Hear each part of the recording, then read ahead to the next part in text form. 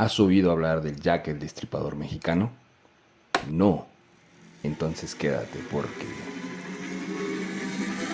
en Pabellón Oscuro le damos voz a las historias de terror que sí ocurrieron.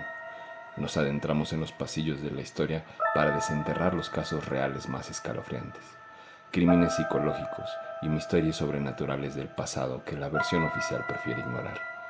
Apaga las luces, ponte los auriculares y descubre el lado más oscuro de la naturaleza humana.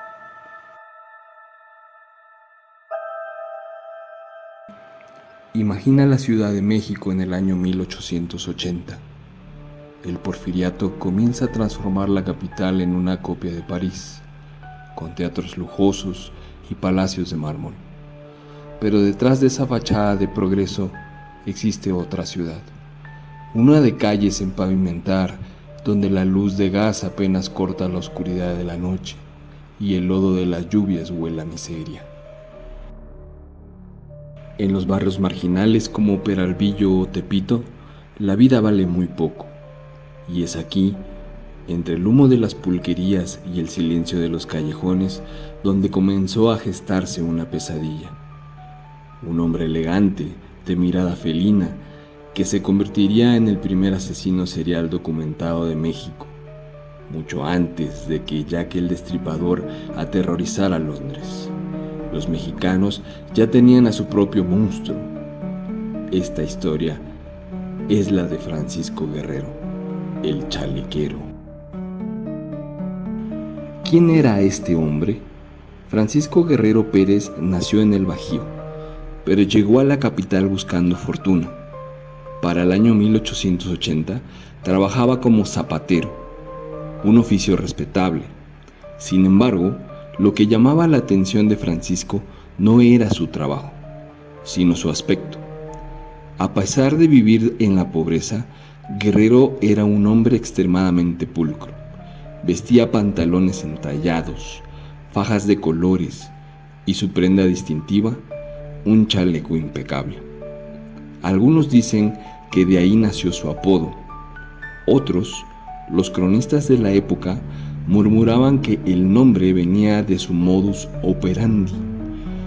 Chalequero era un término que se usaba para describir a quienes sometían a sus víctimas a chaleco, es decir, a la fuerza. Pero Francisco tenía una doble vida. De día era un tipo carismático, un seductor que frecuentaba los burdeles y las calles de Río Consulado. De noche, ese carisma se transformaba en una misoginia violenta y calculadora. Su objetivo eran mujeres vulnerables, trabajadoras sexuales de las zonas más pobres, de quienes la sociedad de la época prefería no hablar. Entre 1880 y 1888, el pánico se apoderó de las periferias de la ciudad. El río Consulado, que en ese entonces era un canal abierto rodeado de maleza y árboles, comenzó a escupir cadáveres. La brutalidad era la firma del asesino. Las víctimas no eran estranguladas, presentaban heridas atroces, hechas con una herramienta de zapatero, degollamientos limpios y en muchos casos la decapitación. El asesino las dejaba flotando en el agua o semiocultas entre los matorrales. La policía de la época, obsoleta y más preocupada por cuidar la imagen del régimen porfirista que por investigar los barrios bajos, cometió un error tras otro. Declararon que las muertes eran producto de riñas entre borrachos o crímenes pasionales de los mismos habitantes de la zona. Nadie quería admitir que un depredador inteligente caminaba entre ellos. Se calcula que el chalequero cobró la vida de al menos 20 mujeres durante estos 8 años. 20 mujeres cuyos nombres fueron borrados por el tiempo, pero cuyos cuerpos mutilados clamaban por justicia en las morgues de la ciudad. Todo asesino comete un error, y el de Guerrero fue la arrogancia. En 1888, una de sus posibles víctimas logró escapar, o un testigo, las fuentes varían, lo identificó tras el asalto a una mujer llamada Murcia dos Amantes. Francisco fue arrestado en una pulquería, sin ofrecer resistencia. Su mirada seguía siendo fría y desafiante. La prensa de la época se dio un festín. Por primera vez se usó la ciencia de criminología en México para estudiar la mente de un criminal. Médicos de renombre examinaron su cráneo, buscando las marcas de la locura. El resultado: Francisco Guerrero no estaba loco. Sabía perfectamente lo que hacía.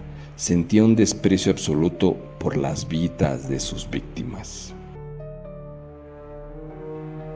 Fue condenado a muerte, pero el presidente Porfirio Díaz conmutó su pena por 20 años de prisión en la temida cárcel de San Juan de Ulúa y posteriormente en Lecumberri. Cualquiera pensaría que aquí terminaría la historia, que el monstruo envejecería y moriría tras las rejas, pero el destino tenía preparado un giro aún más terrorífico. En 1904, debido a un error burocrático o un indulto mal gestionado, Francisco Guerrero salió libre.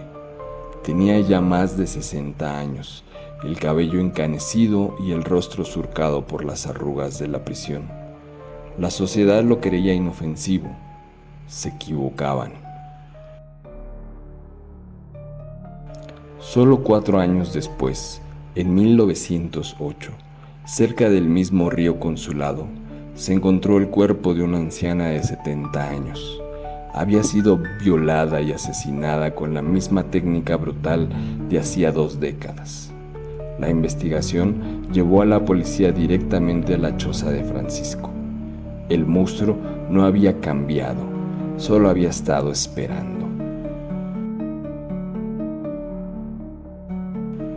Fue en este segundo juicio, en 1908, cuando las actas policiales registraron un detalle que rozaba lo paranormal. Durante los interrogatorios, 2 mujeres que lograron sobrevivir a sus asaltos en los callejones y un testigo que presenció uno de los acechos, declararon algo que heló la sangre de los jueces. Aseguraron que Francisco Guerrero no se movía como un hombre común. Afirmaron ante el tribunal que antes de que él saliera de la penumbra, una sombra gris, densa y anormalmente larga se desprendía de las paredes del callejón, adelantándose a sus pasos.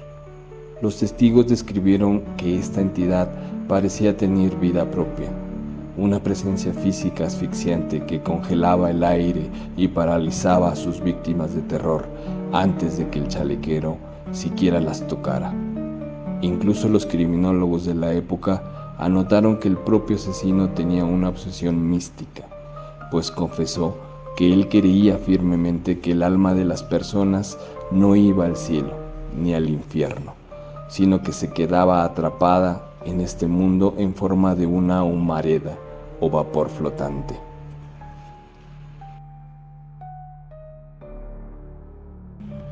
La historia oficial nos dice que Francisco Guerrero murió en una cama de hospital en 1910, solo y sin mostrar un ápice de arrepentimiento. El monstruo de carne y hueso dejó de respirar, pero los viejos habitantes del barrio de Peralvillo y las inmediaciones del río Consulado aseguran que su maldad echó raíces en el asfalto. Quizás por eso, a mediados del siglo XX, cuando el río Consulado fue entubado para construir el circuito interior, comenzó a nacer la leyenda del caballero de la humareda. Dicen los taxistas y recolectores de basura que trabajan en la madrugada que cuando el frío de la Ciudad de México condensa el aire y la neblina baja, a veces se puede ver la silueta de un hombre impecablemente vestido. Lleva pantalones entallados, una faja oscura y un chaleco antiguo.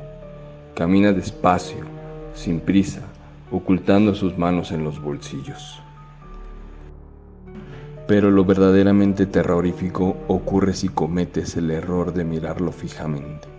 La leyenda urbana cuenta que el hombre no tiene un rostro definido.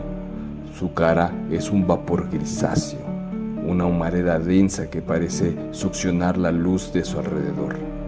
Quienes afirman haber cruzado caminos con esta entidad aseguran que la temperatura baja de golpe y un olor a lodo podrido y agua estancada inunda el ambiente.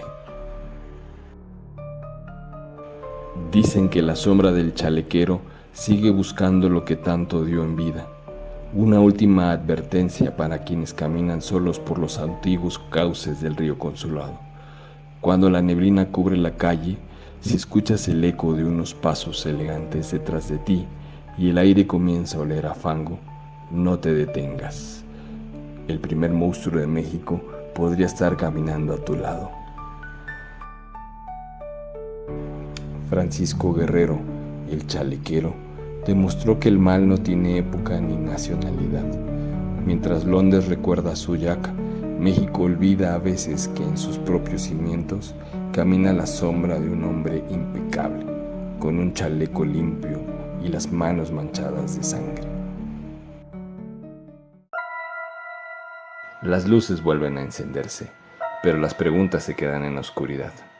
Si te atreviste a cruzar los pasillos de Pabellón Oscuro, suscríbete y dale un me gusta para no perderte la próxima investigación. Déjame en los comentarios, ¿crees en la versión oficial o sabes que hay algo más? Nos vemos en el próximo episodio, hasta que la luz vuelva a fallar.